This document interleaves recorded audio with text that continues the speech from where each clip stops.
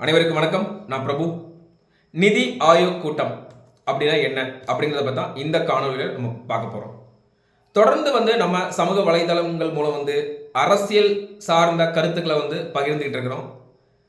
அரசியல் ரீதியாக மக்களை விழிப்படைய செய்ய வைக்கணும் அப்படிங்கிறது தான் நம்மளோட நோக்கம். சரி, நிதி ஆயோக் இந்த கூட்டம் பாரத பிரதமர் நரேந்திர மோடி அவர்கள் தலைமையில் ஜூன் 11 குடியரசுத் தலைவர் மாளிகையில் நடைபெற்றது. இது 2015 தான் முதலாக எஸ்டாப்ளிஷ் ஆகுது. இது எதுக்காக அப்படின்னா, வளர்ச்சி அடைந்த பாரதம் 2047 அப்படிங்கிற ஒரு முழக்கத்தை முன்வைக்கிறாங்க. இதில் யாரெல்லாம் கலந்துக்கிட்டாங்க அப்படின்னு பார்த்தீங்கன்னா, அனைத்து மாநில 28 மாநில சிஎம்ஸும் கலந்துக்கிட்டாங்க. அப்புறம் யூனியன் டெரிட்டரியோட ஹெட்ஸும் இதில் கலந்துக்கிறாங்க.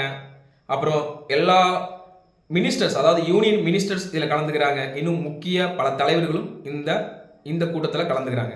சரி, கலந்துக்கிட்டு என்ன பேசுகிறாங்க அப்படின்னா, ஒவ்வொரு மாநிலத்தோட வளர்ச்சி, அந்த மாநிலத்துக்கு எந்த அளவுக்கு நிதி தேவைப்படுது, அந்த மாநிலத்தை என்னென்ன இனோவேட்டிவாக நம்ம ஆண்டர்பிரினர்ஷிப்ஸ், அதாவது தொழிலை உருவாக்கி மக்களை பொருளாதார ரீதியாக அடுத்த கட்டத்துக்கு எப்படி கொண்டு போகிறது, தனிப்பட்ட முறையில் ஒவ்வொரு தனி மனிதனோட வருமானம் எப்படி அதிகரிக்கிறது, பொருளாதார கட்டமைப்பை எப்படி அதிகரிக்கிறது, இந்தியாவோட மொத்த கட்டமைப்பையும் எப்படி அனைத்து தலைவர்களும், அனைத்து முதல்வர்களும், அனைத்து மாநில பொறுப்பாளர்களும் ஒருங்கிணைந்து எப்படி நம்ம ஒற்றுமையாக செயல்படுறது அப்படிங்கிறது, முழுமையாக சொல்லப்போனால் இந்தியாவோட வளர்ச்சி, இந்தியாவோட கட்டமைப்பு எப்படி அடுத்த கட்டத்துக்கு கொண்டு போகிறது, இதை பற்றி முழுமையாக டிஸ்கஸ் பண்ணுறது தான் இந்த கூட்டத்தோட முக்கிய நோக்கம்.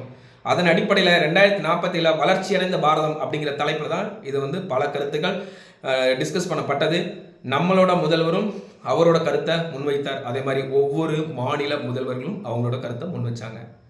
இப்போ நம்மளோட முதல்வர் என்ன கருத்து வச்சார் அப்படின்னு பார்த்தீங்கன்னா, தமிழகத்துக்கு 2வதா என்ன ஒரு எய்ம்ஸ் மருத்துவமனை வேண்டும் அப்படின்னு ஒரு வேண்டுகோள் விடுத்தார். நன்று, நிச்சயமாக அது வரணும் அப்படிங்கிறதா ஒவ்வொருத்தரோட எதிர்பார்ப்பும். திருக்குறளை தேசிய நூலாக அறிவிக்கணும் அப்படின்னு கேட்டுக்கிட்டார். அதுவும் சிறப்பான ஒரு வேண்டுகோளாக இருந்தது அப்படிங்கிறத எல்லாருமே ஏற்றுக்கொள்வோம். என்ன ஒரு 3வது விஷயம் என்ன அப்படின்னா, நீட் தேர்வு எங்களுக்கு விலக்கு வேணும் அப்படிங்கிறார். இந்த நீட் தேர்வுனா என்ன அப்படின்னு இந்த புரிதலை ஒவ்வொருத்தருக்கும் ஏற்படுத்தணும் அப்படிங்கிறது ஒரு சின்ன விஷயம். நீட் தேர்வுனா என்ன? 12th முடிச்ச பசங்க காலேஜில் மருத்துவக் கல்லூரியில் சேர்றதுக்கு முன்னால் நீட் பயிற்சி, அதாவது நீட் தேர்வு எழுதணும். அப்போ இந்த பயிற்சி பெற்று நீட் தேர்வில் எழுதுனா இதில் ஏழை மாணவர்களும் மருத்துவர் ஆகலாம் அப்படின்னு நீட் தேர்வு சொல்லுது. முன்னால் எப்படி இருந்தது அப்படின்னா, இப்போ 12th படித்து முடிச்சுட்டு பார்த்தீங்கன்னா அவங்க 12th மார்க் அடிப்படையில் சேர்ந்தாங்க காலேஜில். இதில் என்னாச்சு அப்படின்னா, அரசு மருத்துவ கல்லூரிகளில் அவங்களுக்கு இடம் கிடைச்சது. தனியார் கல்லூரிகள் இருக்குது பார்த்தீங்களா, தனியார் கல்லூரிகள் மற்றும் பல்கலைக்கழகங்களில் ஒரு வியாபார போக்கு மையமாக தான் திகழ்ந்தது. என்ன அப்படின்னா, அந்த தனியார் மருத்துவ கல்லூரிகளில் 1 கோடியிலிருந்து 10 கோடி வரைக்கும் காசு கொடுத்து சீட்டை வாங்குற ஒரு நிலைமை இருந்தது. ஆனால் அந்த நீட் முற்றிலும் அதை ஒழிச்சிருச்சு அப்படின்னு சொன்னால் மிகையாகாது. ஆனால் இந்த அடிப்படை புரிதல் இல்லாமல் நிறைய பேர் தவறான கருத்துக்களை பகிர்றாங்க. ஸோ நீட்னா என்ன அப்படின்னு ஒவ்வொருத்தருக்குமே ஒரு புரிதலை ஏற்படுத்துகிறோம். அதற்கப்புறம் நீட் வேணுமா அப்படிங்கிறத யார்கிட்ட கேட்கணும்?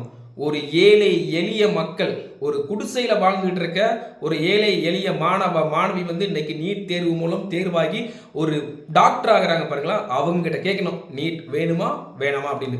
அதை விட்டுட்டு யார்கிட்ட கேட்குறாங்க? கொளுத்த பண முதலைகள்கிட்ட, அவங்களோட பிள்ளைகள்கிட்ட போய் நீட் வேணுமா வேணாமான்னு கேட்குறாங்க. ஏன்னா அவங்க படிக்க மாட்டாங்க, 10 கோடி ரூபா கொடுத்து சீட்டை வாங்கி டாக்டர் ஆயிடுவாங்க. அப்போ சமூகத்தோட நிலைமை என்னவா இருக்குது அப்படிங்கிறது நம்ம எல்லாத்துக்கும் தெரியும். அதனால ஸோ நல்லதை வரவேற்போம் அப்படிங்கிறது தான் நம்மளோட நோக்கம்.